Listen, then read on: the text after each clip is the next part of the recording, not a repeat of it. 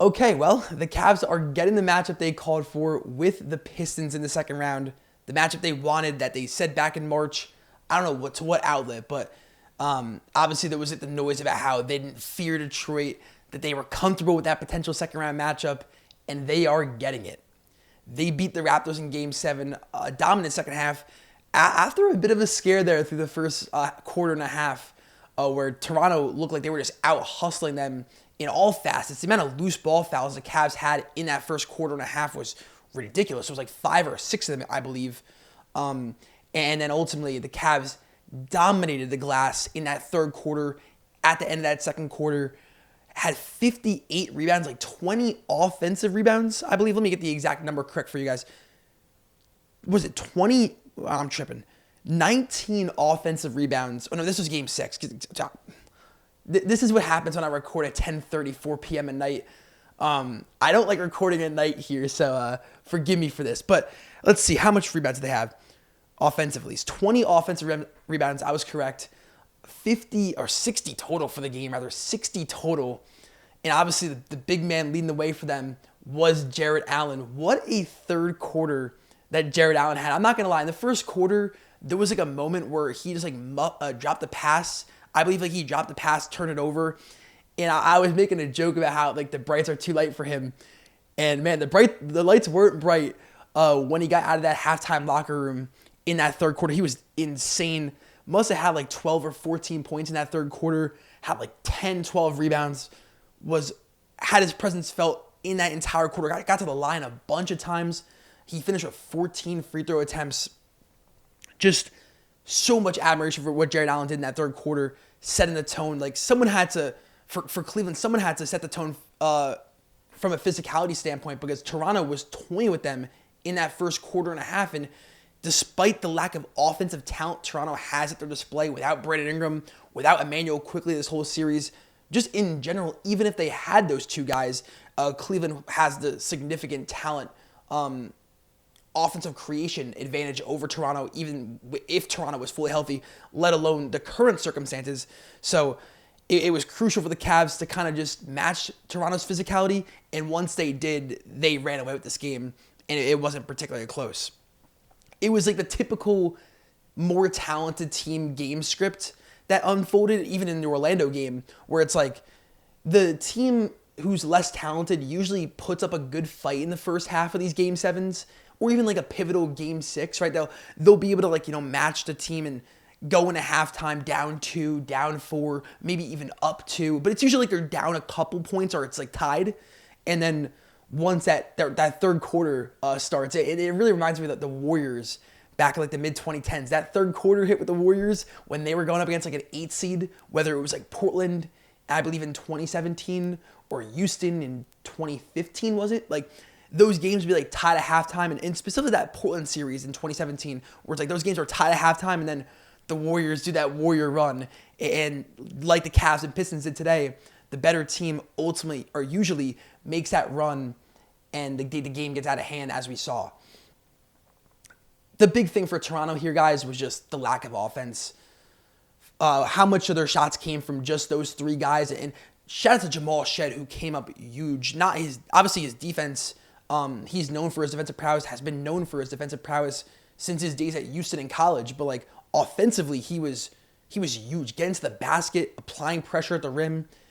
He was big time. He had 16. I know he shot 5 for 16, and I get that. But the fact that he got a decent amount of paint touches, I thought, and just again applying a pressure on the rim in that first half, he was crucial in that little 18-minute window, along with RJ and Scotty. But outside of those three guys, RJ, Scotty, and Shed, nobody can get to the basket. Nobody can self-create. And you saw how much shots were even attempted by guys not named those three. Podol had 5 shot attempts. Jacoby Walter 9. Mamu Shelley, I'm not pronouncing that correctly. Wait, is it Mamu? Sorry, I'm not even going to try to do that at 10:38 p.m. Right now.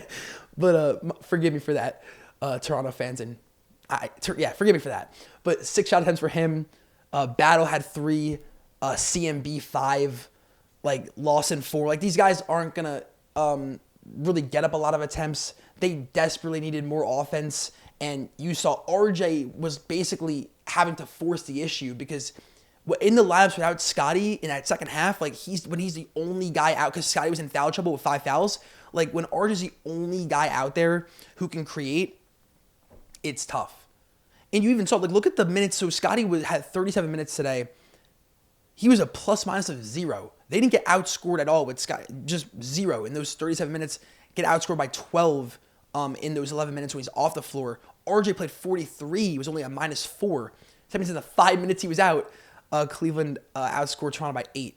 So that's really the name of the game. Like RJ tried his best. He was the only person that Cleveland really had to focus their defensive attention on, like was the case for Paolo today with Detroit. But you can't ask. You can't ask a player to deliver. It's hard. It's hard to deliver when the whole defense is loaded up on you. And RJ did his best, 25 shot attempts. Scotty 14. Like they tried, but just not enough offensive firepower for them. And for Toronto to even get to a Game 7, you have to tip your hat to them. Winning that Game 6 in that dramatic fashion with the RJ shot. The Game 4 win, the defensive battle where you shoot like under 30% from 3.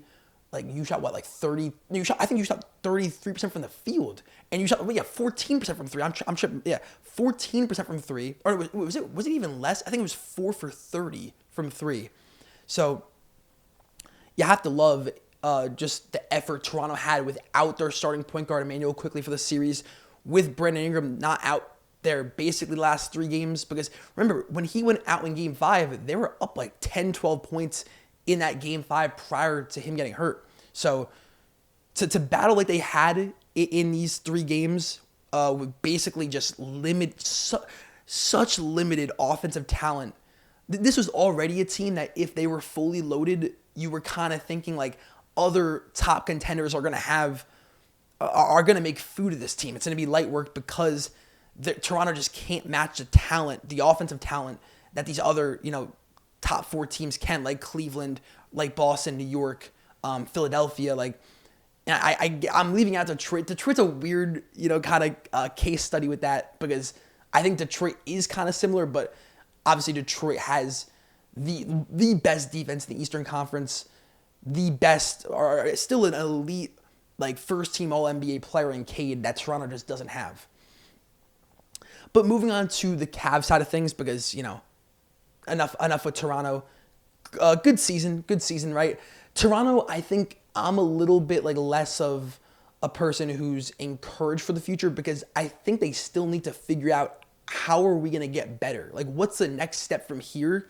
And they do have their own draft picks to use, and they probably have to get on that, right?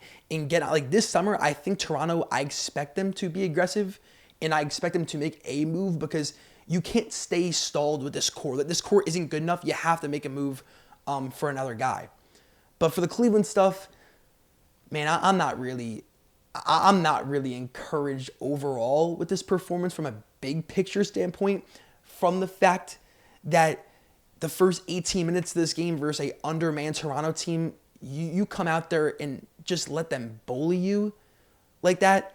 And look, major props to Jared Allen. Major props. But outside of him, it's like I'm watching James Harden in those first 18 minutes kind of look timid.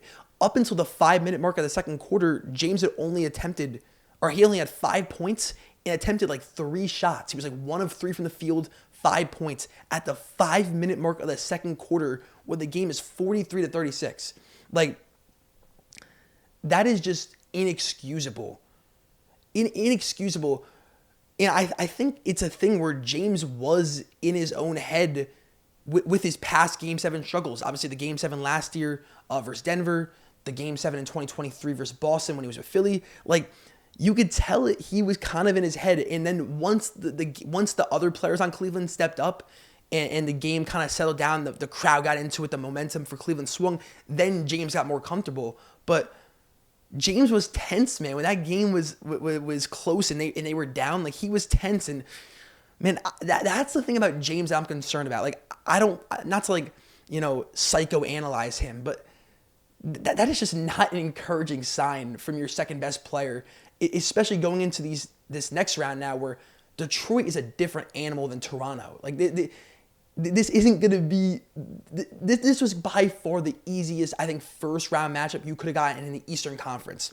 Atlanta, Philadelphia, Orlando were much better teams than Toronto. Toronto was definitely the worst of the 8 East playoff teams, and especially when Brandon Ingram wasn't out there for games 5, 6, and 7. I know he played game 5, like he played like 11 minutes in game 5, but basically didn't play game 5. They were actually up a decent amount in game 5 before he went out. So Toronto at full strength, probably I would have said was the worst East playoff team. Then you add in the injuries, and Miami this year would have been a tougher matchup given Toronto's injuries. So I'm still not encouraged at all by Cleveland. Like, I'm gonna be honest, man. I don't like it, man. I don't like the first of all, just again the being in your head stuff. But then it's the physicality. Like it really took Jared Allen stepping up in that third quarter for the team to kind of get on board with him. This is a game 7, and the lack of urgency at the start of the game, I thought, that's not going to get you by a team like Detroit, a New York, a Philadelphia, if they did play Philadelphia, and not to mention in the finals versus OKC or San Antonio, but they're not going to get to the finals, with all due respect. Okay, and that's really that. The Cavaliers avoid disappointment. They survived the slow start, and the more talented team won. But the question for Cleveland is, in the next series and series moving forward, you're not going to play a team that had as little of offensive talent as Toronto did for those final 3 games, just overall without Emmanuel quickly for the series. Like, dude, this is my thing with Cleveland. Like, you look at the two most impressive now series wins in the Donovan Mitchell era. It's beating the Raptors and Magic in 7 games each, where both those series you had to go 7 games with a young team that didn't have that much offensive firepower in both squads, and that's like your most impressive series wins of the Donovan Mitchell era. And then your other series win was versus the Heat, who were like the 10 seed that made the playoffs with those 2 play-in wins. The post Jimmy Butler trade where your best offensive player is Tyler Hero. Like, I don't know. I'm not really putting much stock into that series win if we're just looking at it and analyzing that. So the fact that these are like their 2 most impressive series wins versus Toronto in 7, versus Orlando in 7 in 2024, like, I don't know, man. I'm not expecting much. My prediction is Pistons in 5, and we'll wrap it up.